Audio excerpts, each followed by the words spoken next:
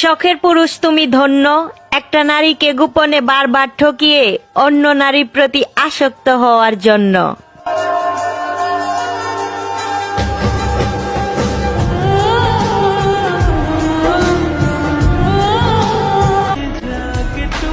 বাস্তবতা কখনো গল্পের মতো হয় না, আর পছন্দের জিনিস কখনো ভাগ্যে থাকে না।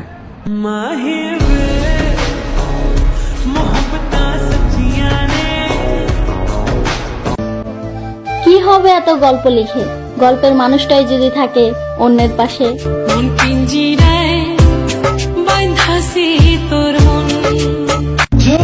কথাটা কিন্তু সত্যি, সম্পর্ক পুরাতন হলে শখের পুরুষের মুখের ভাষাও নিকৃষ্ট হয়ে যায়।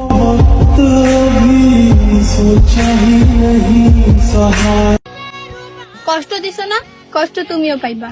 মন ভাঙছো না, মসজিদ ভাঙ্গার হিসাব দিবা।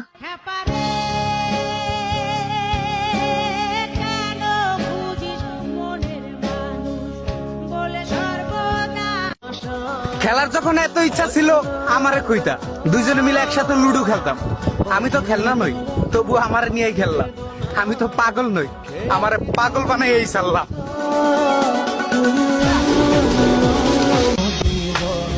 পরিবারের দুহাই দিয়ে যে তোমাকে ছেড়ে যায়, সে তোমাকে কোনোদিনও ভালোবাসেনি।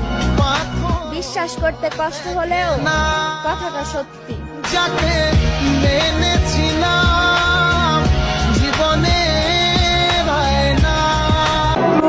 একদিন অনেক আফসোসের সাথে বলবা, একটা বেহায়া মেয়ে ছিল যাকে বারবার অবহেলা করার পরেও সে বারবার আমার কাছে ফিরে আসতো, কিন্তু সে এখন আমাকে চিরতরে মুক্তি দিয়েছে।